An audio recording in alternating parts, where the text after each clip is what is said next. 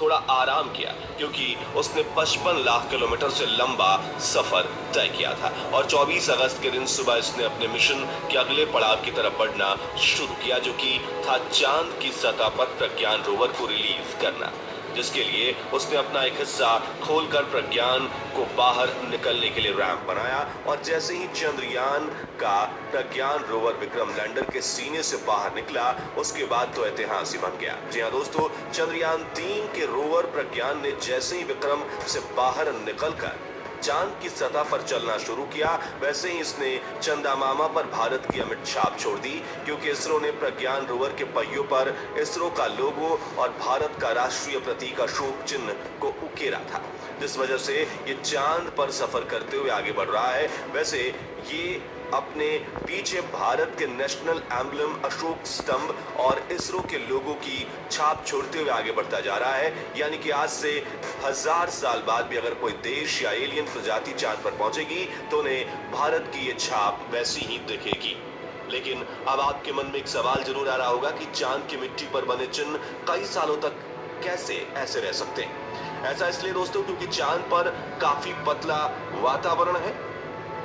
इसलिए यहाँ पर धूल मिट्टी नहीं उड़ती। इसी वजह से साल 1969 में जब एस्ट्रोनॉट नील आर्मस्ट्रांग चांद की सतह पर पहली बार उतरे थे, तब से लेकर आज तक चांद पर उनके पैरों के निशान वैसे के वैसे मौजूद हैं। और चंद्रमा पर चंदा मामा पर अपनी छाप छोड़ने के लिए भारत तो दुनिया भर की सभी स्पेस एजेंसियों से सबसे आगे निकल चुका है, क्योंकि प्रज्ञान रोवर चांद के दक्षिणी ध्रुव पर जहां जहां जाएगा वहां वहां इसरो का लोगो और अशोक स्तंभ छपता जाएगा, जिसे खुद चंदा मामा भी नहीं मिटा पाएंगे। आपको बता दें कि चंद्रयान 3 के लॉन्च होने से पहले इसरो ने एक वीडियो जारी किया था, जिसमें दिखाया गया था कि प्रज्ञान रोवर जैसे जैसे आगे बढ़ता है वो पीछे अशोक चिन्ह और इसरो के लोगो का निशान छोड़ता जाता है। और अब वैसे ही अपने सफर की शुरुआत करके प्रज्ञान रोवर ने चांद की खाली जमीन पर भारत की कामयाबी का चिन्ह गढ़ना सफर तय करने वाला है। तो जरा सोचिए कि मिशन पूरा होने तक चांद के इस इलाके में अशोक स्तंभ और इसरो के लोगों की कितनी हजारों प्रिंट्स बन जाएंगी।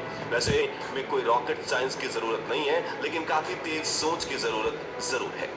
और इसरो के वैज्ञानिक हर बार ऐसे छोटे मोटे मास्टर प्लान लेकर आते रहते हैं, जिन्हें देख दुनिया भर की स्पेस एजेंसीज के वैज्ञानिक हक्के बक्के रह जाकर रुक नहीं पाते, क्योंकि जहां अपने कई मिशंस के दौरान अमेरिका ने 5 और चीन ने शासन, संस्कृति और शांति के सबसे बड़े प्रतीक अशोक स्तंभ के चिन्ह को चांद पर हजारों बार कर दिया है, जो कि बड़े गर्व की बात है। चलिए दोस्तों, अब चंद्रयान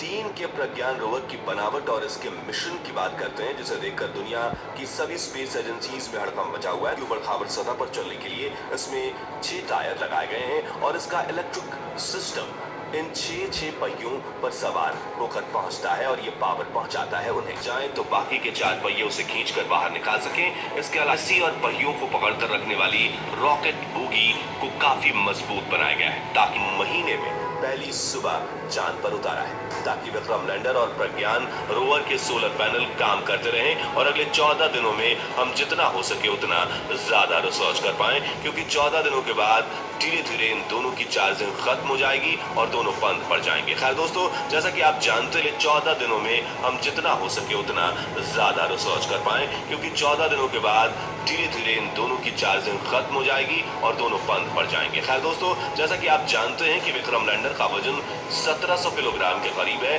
और इतने बड़े वाहन को चलाने में काफी ज्यादा ऊर्जा की जरूरत पड़ती है, इसलिए इसरो ने विक्रम लैंडर में कोई टायर नहीं दिए हैं। यानी अब वो लंबे समय तक यहीं पर खड़े खड़े रोवर से डाटा कलेक्ट करेगा, जबकि 26 किलोग्राम का छोटा सा रोवर चंद्रमा के दूर दराज इलाकों की सैर करते हुए रिसर्च करेगा, जिसके लिए इसमें 2 खास को चांद की कक्षा में घूम रहे चंद्रयान 3 के propulsion सैटेलाइट के जरिए डेटा को इसरो के हेडक्वार्टर मिशन ऑपरेशन कॉम्प्लेक्स में भेजेगा। दोस्तों, ऐसे में अगर इस यंत्र ने चांद पर किसी बेशकीमती खनिज की खोज